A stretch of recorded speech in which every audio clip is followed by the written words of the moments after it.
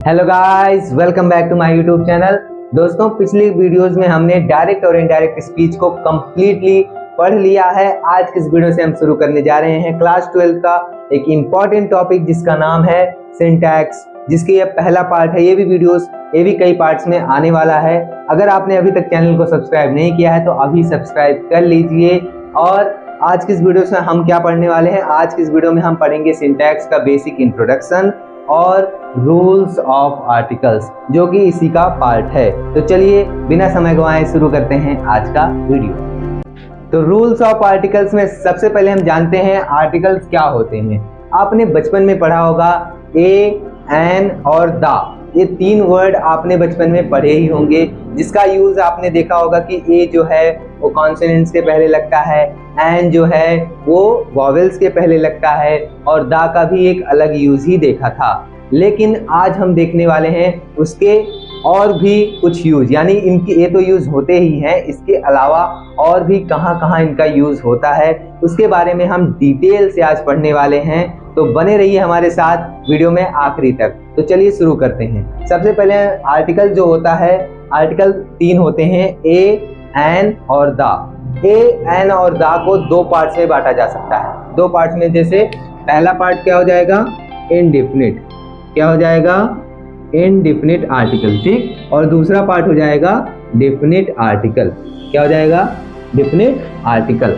Indefinite में कौन आएगा? ए और एन। ए और एन को क्या कहेंगे? इनडिफिनिट आर्टिकल कहेंगे। और जो बचा क्या? दा बचा। दा को हम कहेंगे डेफिनिट आर्टिकल, ठीक। ए और एन को इनडिफिनिट आर्टिकल, दा को डेफिनिट आर्टिकल। ए और एन जो है इसे इनडिफिनिट इसलिए कहते हैं क्योंकि ये अनिश्चित नाउन के पहले लगते हैं। इनडिफिनिट का मतलब होता है जो निश्चित ना हो। जैसे एग्जांपल में लेता हूं, I saw a boy. I saw a boy, मैंने एक लड़के को देखा। अब वो लड़का निश्चित नहीं है ना कौन है, कि वो राहुल है कि राम है ना, ये तो निश्चित नहीं है। यानी किसी लड़के को मैंने देखा, अब वो लड़का कौन है या निश्चित नहीं है। इसके पहले कौन आ रहा है? ए आ रहा है। तो ये किसके पहले आया? एक इनडिफिनिट वर्ड के पहले आया ना, तो इसलिए कौन सा आर्टिकल हो गया? Indefinite article. लेकिन डेफिनिट आर्टिकल का क्या मतलब होता है? डेफिनिट आर्टिकल जो निश्चित होता है, जो कि दा है। यानी ऐसा दा कब लगता है? ऐसे किसी व्यक्ति के पहले लगता है या वस्तु के पहले लगता है जिसके बारे में हम पहले पहले से हम जानते होते हैं, या तो उसके बारे में हमें कुछ नॉलेज होती है, ठीक। तब हम उसके पहले क्या लगाते हैं? दा लगाते हैं। डेफिनिट मतलब निश्चित, यानी दा किसके पहले लगता है? निश्चित, कोई निश्चित वस्तु या व्यक्ति के पहले दा का प्रयोग किया जाता है, ठीक। ये तो हो गया बेसिक इंट्रोडक्शन। अब हम देखते हैं ए का और कहाँ कहाँ प्रयोग होता है। ए का प्रयोग कहाँ कहाँ होता है? सबसे पहले ए का प्रयोग सभी कॉन्सोनेंट से शुरू होने वाले शब्दों के पहले होता है। यानी कॉन्सोनेंट क्या होते हैं? व्यंजन। सभी व्यंजनों से जो शुरू होता है कोई भी शब्द, उसके पहले क्या लगाते हैं? ए लगाते हैं। जैसे आ बॉय, देखिए यहाँ पर बॉय किससे शुरू हो रहा है? बी से। बी क्या है? कॉन्सोनेंट। इसके पहले क्या लग गया? आ बॉय, ठीक। इसके अलावा आ टेबल, सो ऑन, ठीक। यानी कोई ऐसा वर्ड है जिसकी शुरुआत किससे हो रही है? कॉन्सोनेंट से हो रही है, तो इसके पहले क्या लगेगा? आ लगेगा, ठीक। दूसरा नियम क्या कहता है? यदि यू का साउंड यू ही हो तो ए का प्रयोग करते हैं। इसका क्या मतलब है? यू क्या है? यू एक वॉवेल है। वॉवेल 5 होते हैं ना, ए, ई, आई, ओ और यू। तो उसमें से एक वॉवेल है ये यू। तो यू का साउंड जब यू होता है तब एन का प्रयोग ना करके हम किसका प्रयोग करते हैं? ए का प्रयोग करते हैं। जैसे आ यूनिवर्सिटी। यूनिवर्सिटी का देखिए क्या साउंड आ रहा है? या आ रहा है, यू आ रहा है ना। आ यूनिवर्सिटी, आ यूनियन, सो ऑन, ठीक। ऐसे भी और एग्जांपल हो सकते हैं। चलिए तीसरा देखते हैं। यदि ओ का साउंड वाह हो, यदि ओ का साउंड वाह हो तब भी उसके पहले क्या लगाते हैं? आ लगाते हैं। अब देखिए ओ भी तो वॉवेल है, लेकिन एन ना लगाकर क्या लगाएंगे? आ लगाएंगे। जैसे आ वन आइड मैन, एक आंखों वाला आदमी। देखिए वन आया ना, वन से देखिए वाह आ रहा है। वाह क्या है? वाह आया, तो इसलिए इसके पहले क्या लगेगा? आ लगेगा, ठीक। ये नियम कहता है। अगला नियम कहता है वन के अर्थ में, यानी किसी सेंटेंस में यदि वन का अर्थ आ रहा हो, यानी कोई चीज बताना हो जिसमें एक बोलना हो, उसके लिए हम आ का प्रयोग करते हैं ज्यादातर। ए और एन का ज्यादातर मतलब भी होता है एक, ठीक। जैसे he has a cycle, यहाँ पर हम वन भी कर सकते थे। he has one cycle, उसके पास एक साइकिल है, लेकिन वन ना लिखकर हमने क्या लिखा, आ लिखा। he has a cycle, ठीक, ये हो गया। इसके बाद चौथा वाला है एनी के अर्थ में। एनी मतलब कोई भी, एनी मतलब कोई भी, इसके भी अर्थ में जब हम प्रयोग करते हैं तो क्या लगाते हैं, आ लगाते हैं। जैसे अ किंग हैज 4 sons, एक राजा के 4 बेटे थे। अब वो राजा कोई भी हो सकता है, ये तो राजा हरिश्चंद्र के बारे में तो बात की नहीं जा रही, कोई भी राजा हो सकता है। तो यहाँ पर क्या है, अ किंग हैज 4 sons, यानी यहाँ पर कौन किसका अर्थ हो रहा है, एनी का अर्थ आ रहा है, उसके लिए हम क्या लगाए हैं, आ लगाए हैं। चलिए और भी कुछ यूज देखते हैं जो इसमें ए का प्रयोग होता है। ए के कुछ और प्रयोग देखते हैं। जब प्रॉपर नाउन का प्रयोग कॉमन नाउन की तरह हो, तब भी उसके पहले क्या लगाते हैं, उसके पहले हम लगाते हैं आ लगाते हैं, यानी ए लगाते हैं। जैसे देखिए प्रॉपर नाउन क्या होता है, किसी व्यक्ति विशेष के नाम को हम प्रॉपर नाउन कहते हैं। जैसे न्यूटन, गांधी, या फिर आपका नाम ना, जैसे राहुल, श्याम, किसी का जो विशेष नाम है उसको हम क्या कहते हैं, उसको हम प्रॉपर नाउन कहते हैं। लेकिन कभी कभी ऐसा होता है प्रॉपर नाउन का यूज कॉमन नाउन की तरह किया जाता है। जैसे मान लीजिए कोई लड़का क्लास में पढ़ रहा है और उसको फिजिक्स बहुत अच्छे से आती है और वो फिजिक्स पढ़ने में एकदम एक्सपर्ट है, हमेशा वो फिजिक्स ही लगाता रहता है, हमेशा न्यूटन के नियम याद करता रहता है, तो सभी बच्चे उसे क्या बुलाने लगते हैं, न्यूटन। ये तो क्लास का न्यूटन है भाई, बस न्यूटन। तो वही क्या हो गया यहाँ पर, देखिए न्यूटन किसी व्यक्ति विशेष का नाम है, लेकिन उसका यूज उस लड़के के लिए किया जा रहा है, नहीं कॉमनली किया जा रहा है ना, तो इसलिए वो क्या हो गया, प्रॉपर नाउन कॉमन नाउन के रूप में यूज हो गया। इसलिए उसके पहले क्या लगाएंगे, आ लगाएंगे। जैसे मैंने एग्जांपल लिया है, he is a Newton of the class, वह क्लास का न्यूटन है। तो देखिए न्यूटन आ गए ना, न्यूटन साहब, इसके पहले आ गया, ठीक। न्यूटन के तीनों नियम याद है, कमेंट में लिख देना।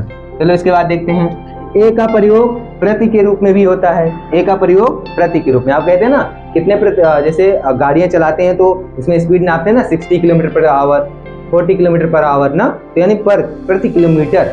तो वैसे ही यहाँ पर के रूप में भी ए का प्रयोग होता है। जैसे he earns 3000 rupees a month, वह 3000 रुपए महीने कमाता है, यानी एक महीने का कितना कमाता है, 3000 रुपए कमाता है, ठीक।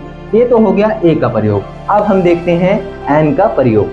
एन का प्रयोग कहाँ कहाँ होता है, सबसे पहले तो आप जानते ही हैं, एन का प्रयोग सभी ऐसे शब्दों के पहले होता है जिनकी शुरुआत किससे हो रही है, वॉवेल से हो रही हो। तो सबसे पहला नियम वही है, सभी वॉवेल से शुरू होने वाले शब्दों के पहले जिनका हिंदी उच्चारण भी क्या हो, वॉवेल की तरह ही होता हो, उनके पहले क्या लगता है, एन लगता है। जैसे एन एलिफेंट, देखिए यहाँ पर एलिफेंट, ए भी आ रहा है ना, हिंदी का भी वॉवेल आ रहा है, इसलिए इसके पहले क्या लग गया, एन। जैसे एन आउल, आउल माने उल्लू, तो आउल देखो इसमें भी आ रहा है, लेकिन कोई ऐसा वर्ड लेते हैं, जैसे अभी हमने इसके पहले ए का प्रयोग देखा था ना, यूनिवर्सिटी वाला, इसमें देखिए इसमें वॉवेल तो आ रहा है, लेकिन इसका साउंड जो है ये वॉवेल की तरह हिंदी में नहीं हो रहा है, इसलिए इसके पहले एन नहीं लगेगा, ठीक। एन यहाँ पर गलत होगा, क्या लगेगा इसके साथ, ए लगेगा, ठीक है। ये हो गया पहला नियम। चलिए दूसरा नियम देखते हैं, जिन शब्दों में यच साइलेंट होता है। कुछ ऐसे शब्द होते हैं इंग्लिश के जिसमें शुरुआत में अगर यच आया है तो क्या होता है, साइलेंट होता है। जैसे आपने सुना होगा ऑनेस्ट, आवर, ऑनर, ये सब क्या है, ऐसे वर्ड्स हैं जिनके शुरुआत में यच आता है और यच साइलेंट होता है। जैसे यहाँ पर मैंने एग्जांपल भी लिया है, एन ऑनेस्ट, एन आवर, ठीक। तो ऐसे वर्ड के पहले क्या लगता है, एन लगता है, ठीक है। ये तो हो गया दूसरा नियम। तीसरा क्या है, संक्षिप्त रूप यानी एब्रिविएशन के पहले भी एन का प्रयोग होता है। जैसे संक्षिप्त में बोलते हैं ना, BA, MA, ऐसे वर्ड्स, लेकिन एक शर्त होती है उसमें, यदि अगर आप MA पढ़ रहे हैं तो MA में देखिए उसका हिंदी साउंड जो है वो वॉवेल की तरह ही होना चाहिए, तभी उसके पहले एन लगेगा, नहीं तो नहीं। जैसे मैंने एग्जांपल लिया है NMA, तो देखिए यहाँ पर एम आ रहा है, यहाँ पर ए क्या है, स्वर है हिंदी का, इसलिए इसके पहले एन लग गया। NLLB, देखिए इसमें भी ELL आ रहा है ना, इसकी भी शुरुआत ए से हो रही है, इसलिए इसके पहले क्या लगा है, एन लगा है, ठीक। लेकिन अभी यहाँ पर BA आया होता तो, अब BA देखिए B आ रहा है जो कि वॉवेल नहीं है, इसलिए इसके पहले एन लगाना सर्वथा अनुचित है, ओके। ये हो गया एन का प्रयोग। अब हम देखते हैं डेफिनिट आर्टिकल दा का प्रयोग। सबसे पहले दा का प्रयोग किसी खास व्यक्ति या वस्तु के पहले किया जाता है, यानी अगर हम किसी सेंटेंस में किसी खास व्यक्ति या वस्तु की बात करते हैं तो उसके पहले हम दा लगाते हैं। जैसे the book you want is out of stock, किताब, वह किताब जो तुम चाहते थे। ये देखिए यहाँ पर उस किताब के बारे में हमें जानकारी है ना, किसी खास किताब की बात कर रहे हैं। तो वही खास किताब क्या है, जो तुम चाहते थे इज आउट ऑफ स्टॉक, वो स्टॉक से बाहर है, यानी वो खत्म हो गई है ना।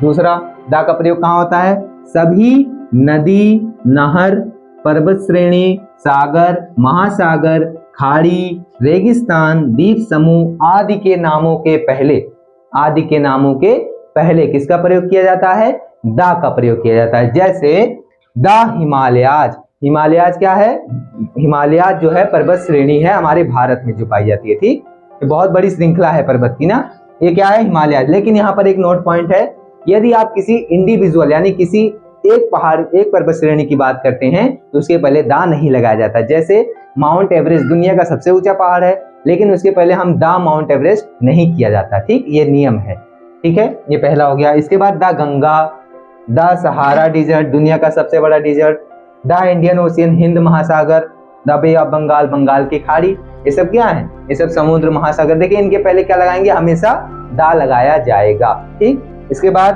धार्मिक पुस्तकों के पहले, कोई भी धार्मिक पुस्तक हो, जैसे हमारी धार्मिक पुस्तक क्या है, द रामायणा, रामायण, गीता, महाभारत, ये सब क्या है, इसके पहले हमेशा क्या लगेगा, दा लगेगा। और जैसे यहाँ पर एग्जांपल है द कुरान, जैसे मुस्लिम भाइयों का कुरान होता है, ठीक, और क्रिश्चियन लोगों का क्या होता है, क्रिश्चियन लोगों का होता है बाइबल, तो उसके पहले क्या लगाते हैं, दा लगाते हैं, ठीक।